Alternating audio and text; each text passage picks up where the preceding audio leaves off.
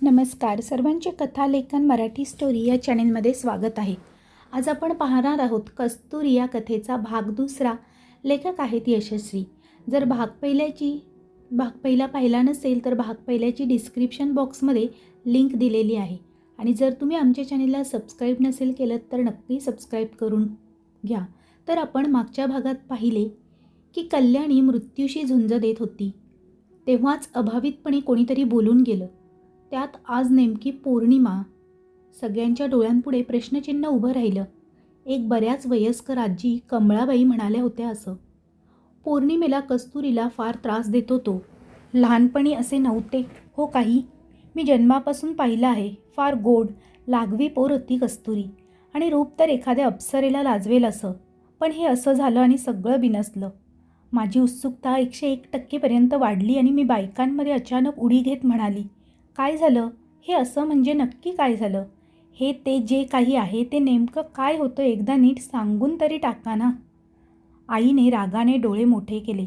त्याकडे मी साफ दुर्लक्ष केलं आणि पुन्हा म्हणाले, आजी तुम्ही लहानपणीपासून ओळखता ना तिला. मग नेमकं काय घडलं असं की ती वेडी झाली? मलाही तुमची जे तेची भाषा काही कळत नाही. सगळं सांगा बघू. माझ्या बोचकपणाबद्दल काय करावे या विचारत असताना कमळा आजी आईला खुणेनेच शांत राहायला सांगून म्हणाली, पोर मोठी झाली की त्यांची उत्सुकताही मोठी होते. तिलाही कळायला हवं काय घडलं होतं. काय काय घडू शकतं तेही सांगायलाच हवं. मी सांगेन हो बाळ, सगळं सांगेन तुला. पण आज नको. आज पौर्णिमा आहे. आजचा दिवस आणि विशेषतः आजची रात्र कशी जाणार कुणास ठाऊक. पांडुरंगा रक्षण कर त्या अशराफ पोरीचं, म्हणत आजीने हात जोडले. दुसऱ्या दिवसाची सकाळ वाईट बातमी घेऊनच आली. कल्याणी आम्हाला कायमची सोडून गेली होती. तिचा देह पोस्टमार्टमसाठी पाठवला असता तिच्या देहावर शारीरिक अत्याचाराच्या खुणा आढळल्या होत्या. अगदी बलात्कार म्हणता येणार नाही, पण अनैसर्गिक काहीतरी घडले असावे. अनेक लहान मोठे घाव, ओरबडल्याच्या पाशवी खुणा तिच्या देहावर आढळल्या होत्या. म्हणजे तिला हॉस्पिटलमध्ये ॲडमिट केले तेव्हा त्या खुणा नव्हत्याच असं ड्युटी डॉक्टरांचं म्हणणं होतं. असं कसं असेल? शेवटी ज्याची भीती होती तेच झालं, कमळा आजी म्हणाल्या. कल्याणीच्या मृत्यूची बातमी ऐकली आणि मी मनातून हादरले. कालच कोरा शालू घेऊन फुलपाखरासारखी फिरणारी कल्याणी, तिच्या चेहऱ्यावरचा आनंद, डोळ्यातील चमक, सगळं जणू कुणीतरी शोषून घेतलं असावं. मला फार रडावंसं वाटलं नाही का कुणास ठाऊक. मात्र मला सणसणून ताप भरला. 3 दिवस ताप चढत उतरत असावा. मी पुरती ग्लानीत होते. चौथ्या दिवशी जरा भानावर आले, पण तोवर आई काळजीने अर्धी झाली होती. उठून बसण्याइतकी सुद्धा ताकद उरली नव्हती. आई डोळ्यांना पदर लावून रडत असते. सतत जप, अंगारा, दुष्ट असे काहीतरी सुरू होते. खरं सांगायचं तर मला बसलेला धक्का आणि कोंडलेले दुःख यांनी तब्येत बिघडली असावी. 8 दिवसांनी अंगात थोडं बळ आलं आणि मी उठून बसू लागले. आजूबाजूच्या काकू कंपनीने भेटायला येऊन माझा ताबाच घेतला. प्रत्येकाला कल्याणीच्या गूढ मृत्यूची उत्सुकता होती. तिने मला काहीतरी खास गुपित सांगितलं असावं असे त्यांना वाटून गेलं.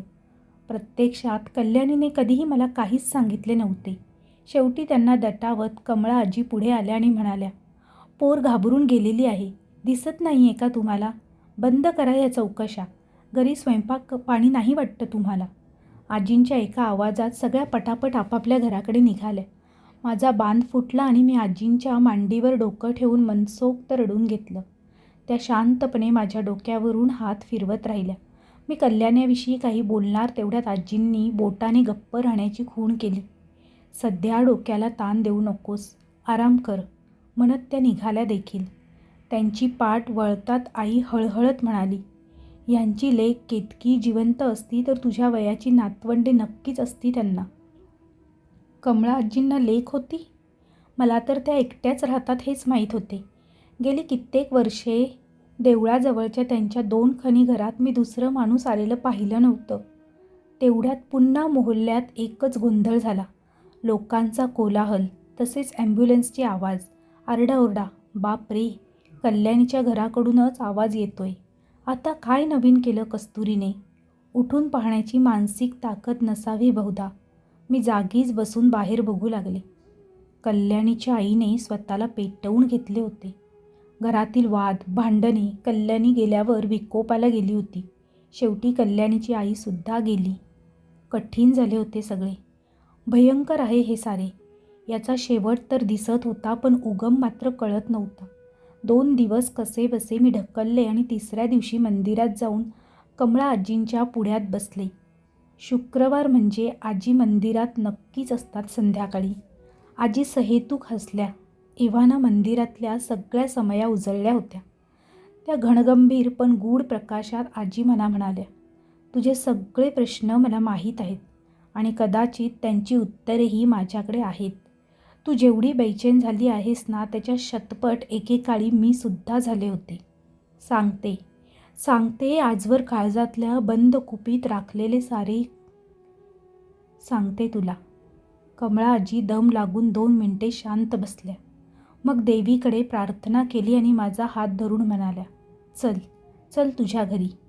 घरी जाताच मला आतल्या खोलीत चालण्याची खूण करत त्यांनी आईलाही बोलावून घेतले आणि दार पक्के बंद केले. त्या जे काही सांगत होत्या ते इतके अजब आणि दाहक होते की काळजाचा थरकाप उडाला. त्या सांगत होत्या, कस्तुरी ही काही खरी समस्या नाही. ती वेडी नाही ना आजारी आहे. ती तर केवळ माध्यम आहे एका अचाट अघोरी शक्तीचं. खरी कथा सुरू झाली ती त्या आधीच्या पिढीत. कस्तुरीचे आजोबा काशीनाथ पंत मोठे जमीनदार होते. जेवढे श्रीमंत तेवढे अधिक लोभी. त्यांना गुप्तधनाचा योग आहे असे भविष्य सांगितलेले असल्याने त्यांनी सतत गुप्तधनाचा ध्यास घेतला होता. खरं तर 4 पिढ्या बसून खातील एवढी जमीन जुमला होता. पण काय फायदा? मोह, लोभ याने बरबटून गेले होते ते. या गुप्तधनाच्या प्राप्तीसाठी अनेक गूढ मंत्रतंत्राचा नाद त्यांनी धरला होता. त्यातच एकदा त्यांची गाठ कुठल्याशा वेताळ नामक मांत्रिकाशी पडली. मांत्रिक स्मशानात राही. खरेच अनेक अघोरी शक्ती त्याला वश होत्या. त्याने कसलासा विधी करायला सांगितला आणि काशीनाथ पंतांनी तो करायचे ठरवले. विधी काहीतरी गूढ असावा एवढेच काय ते त्यावेळी कळले. आजींना धाप लागली आणि आम्ही पाण्याची भांडे पुढे केले. थोडा वेळ आराम करा आणि थांबा असे काहीतरी आई म्हणाली. पण त्यांनी खुणेनेच गप्प बसण्याची खूण केली.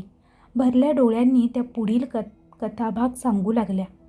माझे यजमान, त्यांचे हिशोब, वही खाते सांभाळणारे मुनीम, कारकून नोकर म्हण हवे तर. आम्ही त्यांचे आश्रित, उपकाराखाली दबलेलो होतो. ते सांगतील ते करणे याशिवाय पर्याय नव्हताच. माझी लेक केतकी आणि कस्तुरी सवंगडी होत्या. आपापला आर्थिक स्तर विसरून दोघी आनंदाने खेळात रमायच्या, भांडायच्या आणि पुन्हा एक व्हायच्या. माझी लेक केतकी कस्तुरीहून 3-1 वर्षे मोठी असावी. लेकीच्या आठवणीने कमळा आजींच्या चेहऱ्यावर सुखद भाव दिसले, पण क्षणभरच. लगेच भयाने त्याची जागा घेतली असावी. पुढे त्या सांगू लागल्या, केतकी माझी लेक 14व्या वर्षी वयात आली आणि पौर्णिमेच्या चंद्रासम मोहक दिसू लागली. एके दिवशी मालकांनी म्हणजेच काशीनाथ पंतांनी केतकी आणि तिच्या वडिलांना बोलावून घेतलं. त्यांना त्या दिवशी देवीची कसलीशी पूजा करायची होती. त्यासाठी पूजेला कोरी सवाष्णच हवी. म्हणून केतकीलाही बोलावून घेतलं. कस्तुरी तोपर्यंत वयात आली नव्हती. कोरी सवाष्ण म्हणजे वयात आलेली मुलगी पण अजूनही विवाह न झालेली अशी मुलगी त्यांना त्या पूजेसाठी हवी होती. म्हणजे व्हर्जिन ब्युटी. मी नकळत बोलून गेले. आजींची एकदम तंद्री भंग झाली. त्यांनी क्षणभर थांबत पुन्हा सुसंगती जुळवत सांगायला पुढे सुरुवात केली. त्या म्हणाल्या, केतकी आणि तिचे बाबा पूजेला म्हणून जे गेले ते दुसऱ्या दिवशीच परतले. केतकीच्या बाबांनी पूजा झाली आता तो विषय नको म्हणून त्यावर बोलणे टाळले. मात्र त्या दिवसापासून माझी लेक मात्र उदास, मलूल, गप्प राहू लागली. कस्तुरी तिच्याकडे आली तरी तिच्याशीही बोलेना. दगड झाली होती नुसती. आणि मग 15 दिवसांनी पौर्णिमेला तो प्रकार घडला. केतकी म्हणजेच माझी मुलगी बेभान झाली. सैरावैरा पळत सुटली. कपड्यांचेही भान तिला नव्हते. दुसऱ्या दिवशी ती एका पिंपळाच्या झाडाखाली बेशुद्ध अवस्थेत सापडली. पुन्हा 15 दिवसांनी तोच प्रकार. मग मात्र केतकीचे बाबा संतापले. त्यांनी काशीनाथ पंतांशी कडाक्याचे वाद घातले आणि मला म्हणाले, आपण गाव सोडून जातोय. कुठेही राहू, पण आता इथे नको. या सगळ्या काळात दर पौर्णिमा अमावस्येला काशीनाथ पंतांना सोन्याच्या मोहरा भरलेली थैली मिळत असे. कशी, कुठून ठाऊक आहे? त्या वेताळ मांत्रिकाच्या तंत्रमंत्रातून. यज्ञास बळी बोकडाचा या न्यायाने माझ्या अश्राप लेकीचा बळी यांनी दिला होता. केतकी आणि तिच्या वडिलांना बोलावून घेतलं. तो दिवस होता शनी अमावस्या. त्या रात्री कोणत्याही देवीची नव्हे तर पिंपळावरच्या मुंज्याची पूजा बांधली होती आणि त्या मुंज्याला हवा असणारा अस्पर्श तारुण्याचा नैवेद्य होती माझी कोवळी पोर केतकी. कमळा आजी ढसाढसा रडू लागल्या. बापरे, हे असलं काही असतं का जगात? थोडा वेळ स्वतःला देऊन त्या शांत झाल्या आणि मीही विचार करू लागले, किती भयानक प्रकार आहे हा सर्व. केतकीच्या वडिलांना अगदी व्यवस्थित बाजूला घेऊन त्यांच्या नजरेआड हे कसे उरकले कुणास ठाऊक. आजी पुन्हा सांगू लागल्या की मोहिनी घातली होती त्यांनी माहीत नाही, पण माझी लेक केतकी त्या मुंज्याने पूर्णपणे झपाटून टाकली. अगदी जिवंत दगड आणि अमावस्या पौर्णिमेला बेभान. मालकांनी यांना झाल्या प्रकाराची व्याच्यता न करण्यासाठी पैसे देऊ केले आणि मी त्यांची वाटेल तशी निर्भत्सना केली. बाप नसून दलाल आहात तुम्ही, या शब्दातही सुनावले. पोरीची अशी अवस्था पाहून त्यांचं काळीच तुटत असावं, पण गरिबापुढे फार पर्याय नसतात ग. आम्ही गाव सोडायचा निर्णय घेतला. शेवटचा निरोप घेऊन निघावे म्हणून हे मळ्यात गेले आणि संध्याकाळी अचानक यांचा मृतदेह झाडाला लटकला होता. त्यांनी पैशांची अफरातफर केली आणि ती पकडली गेल्याने जीव दिला असा आरोप मालकांनी केला. मात्र मला पक्के ठाऊक होते, आम्हाला वाऱ्यावर सोडून हे जीव देणार नाहीत. खूनच होता तो. कमळा आजी सांगत होत्या. अरे देवा, किती क्रूर दुष्ट माणसे असतात या जगात. आम्हा दोघी मायलेकींचे, कमळा आजीचे हे सर्व ऐकून डोळे नकळत पाझरू लागले.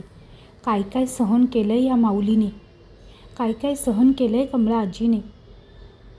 मी निराधार, विधवा, त्यात अशी वेडी पोर पदरी. कुठे जाऊ? मालकांच्या पत्नी सदृदयी होत्या. त्यांनी मला घरकामाला ठेवून घेतलं. राहायला एक खोली, अंग झाकायला वस्त्रे दिली. केतकी ते 2 दिवस सोडले तर अगदी मूक गरीब गाय असायची.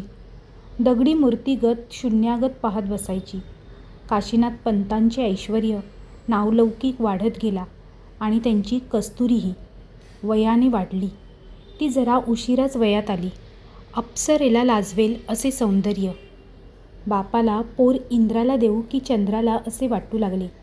मात्र विवाह योग येईना, किंवा तो मुंजा तो येऊ देत नव्हता. माझ्या केतकीच्या देहात वावरणाऱ्या मुंजाला कस्तुरीची बुरळ पडली होती. कस्तुरीला पाहुणे पाहायला आले की अपघात होत. 2 मुले तर मेलीच. त्यामुळे ही मुलगी नकोच असे जो तो म्हणू लागला. कस्तुरी आपल्या लग्नाची स्वप्ने पाहत होती. इतर मुलींसारखं तिला फार वाटायचं, हिरवा चुडा, शालू, दागिने घालून थाटामाटात आपणही लग्न करावे. पण बापाच्या पापाची फळं तिला भोगायचीच होती.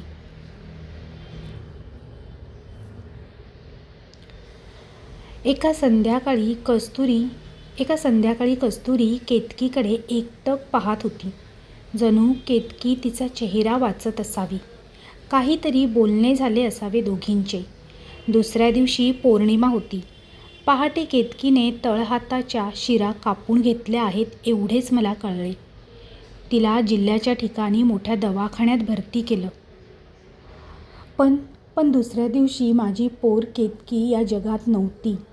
तिच्याही प्रेतावर आम्हाला अशाच पाशवी अत्याचारांच्या खुणा दिसल्या होत्या. ओरबाडलेला, रक्तबंबाळ झालेला माझ्या कोवळ्या पोरीचा देह अंतिम सोपस्कार करून मार्गाला लावला. मालकाचे घर कायमचे सोडले मी. देवळाजवळ 2 खोल्या पुजारी दादांनी दिल्या बदल्यात. मी तिथे काम करू लागले.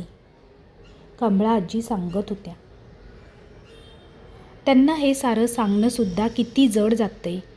सुकलेल्या जखमांच्या खपल्या निघाल्या असाव्यात. दुःख अगदी भळाळून वाहू लागलं त्यांचं.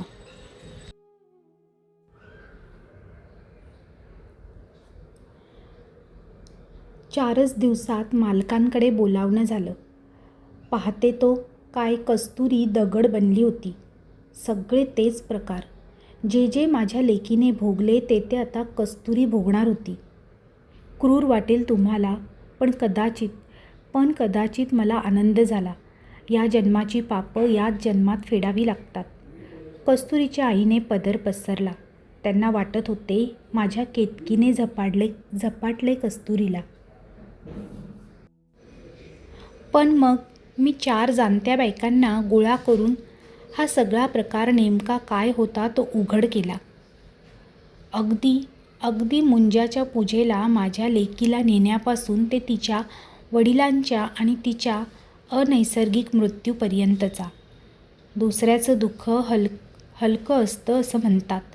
काशीनाथ पंतांनी खूप प्रयत्न केले असावेत, पण त्या मुंजाने त्यांच्या कस्तुरीला सोडले नसावे.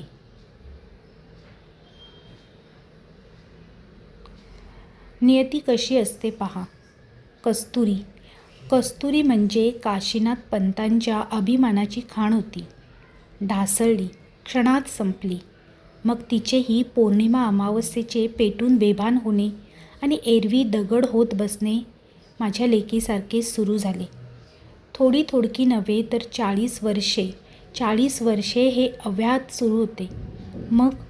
मग कल्याणी वयात आली असावी आणि मुंजाला नवीन चटक हवी असावी कदाचित. मात्र कल्याणीच्या हे सगळे परिचयाचे असल्याने तिने विरोध केला आणि एका रात्रीत तिचा बळी गेला असावा. जेव्हा कस्तुरी माझे लग्न आहे, मला बांगड्या भरा वगैरे म्हणत होती, तेव्हा ती कस्तुरीच होती. तिचं लग्न व्हावं ही आस ती व्यक्त करत होती. मध्यंतरी तिच्यातील मुंजा नवीन देह शोधत असावा.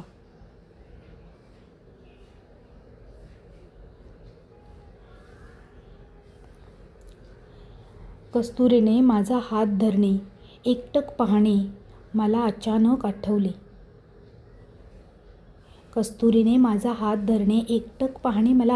आठवले आणि आईने ओढत आणले नसते तर काय झाले असते माझे. या कल्पनेनेच माझा थरकाप उडाला. कमळा आजी चांगल्याच विचारात पडल्या होत्या. त्यांच्या मते कल्याणी आणि त्यांची लेक केतकी यांच्यात मृत्यूत समानता होती. ही मुंजा नामक अतृप्त शक्ती देह भोगून बाहेर पडताना त्याच्या पार चिंध्या करत असावी. कल्याणी आणि केतकीच्याही मृतदेहांवर अमानवी अत्याचारांच्या खुणा होत्याच. पण मग कस्तुरीच्या बाबतीत हे विसंगत कसे? कल्याणीचा देह सोडून ती शक्ती गेली तरी कुठे? कमळा आजी आम्हाला म्हणाल्या.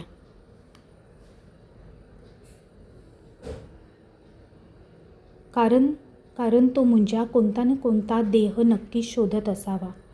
काहीतरी विसंगत नक्की आहे. काहीतरी आहे जे विसंगत आहे, अशी कमळा आजी म्हणाल्या. बाकी मालिका समान असेल तर कस्तुरीच्या बाबतीत भिन्नता कशी असेल? कमळा आजी विचार करत होत्या. पुन्हा त्या वेताळाकडून काही मारणं करून घेतलं असेल म्हाताऱ्याने, गुप्तधनासारखं. आई संतापाने म्हणाली.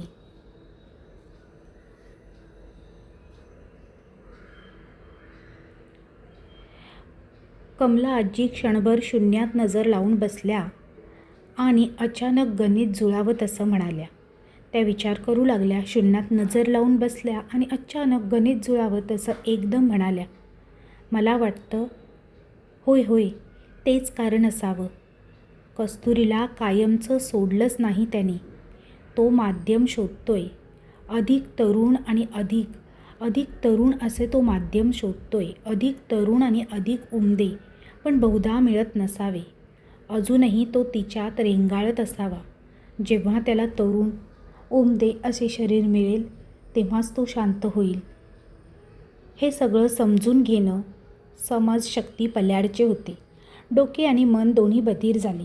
मध्यंतरी बरेच दिवस गेले असावेत आणि मी माझ्या शिक्षणासाठी शहरात निघून गेले. एके दिवशी मला आईचा फोन आला.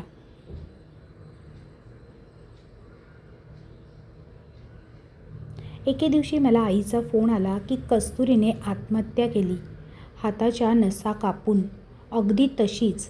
देहावर अघोरी खुणा होत्या तिच्या. आईने मला हे फोन करून सांगितले. चला, म्हणजे अखेर कस्तुरी म्हणजेच कस्तुरी आत्या सुटली म्हणायची, मी मनात म्हणाली. कल्याणीच्या धाकट्या काकाला त्याच दरम्यान तिसरी मुलगी झाली होती. अगदी गोरीपान, मधाच्या रंगाचे डोळे, दाट काळेभोर केस, पण जन्मांधळी असावी. लोक म्हणायचे तिची बुबुळे स्थिर होती. देहातही काहीच हालचाल नसावी. जिवंत असूनही पुतळा वाटावी अशी ती वाटत होती. मात्र महिन्यातले ते 2 दिवस, अमावस्या आणि पौर्णिमा, ती रडून हातपाय झाडून अगदी घर डोक्यावर घेत असे. असे हे पापाचे ओझे कित्येक पिढ्यांना वहावे लागते नाही. समाप्त. तर कस्तुरी आत्याची ही कथा इथेच समाप्त होत आहे. या कथेतून कोणताही अंधश्रद्धा पसरवण्याचा हेतू नसून कथेला फक्त मनोरंजन म्हणूनच पाहावे. आणि जर ही कथा तुम्हाला आवडली असेल तर कमेंटद्वारे कमेंट करून नक्की कळवा. तसेच चॅनेल आवडला असेल तर चॅनेलला सबस्क्राईब करायला विसरू नका. व्हिडिओ आवडला असेल तर व्हिडिओला लाईक करा आणि शेअर करा. त्याचप्रमाणे ऑल सेटवर ओके करा, जेणेकरून तुम्हाला नवनवीन व्हिडिओचे नोटिफिकेशन लगेचच मिळतील. पुन्हा लवकरच भेटूया अशीच एक नवीन आणि सुंदर कथा घेऊन. तोपर्यंत सर्वांना धन्यवाद. Bye bye.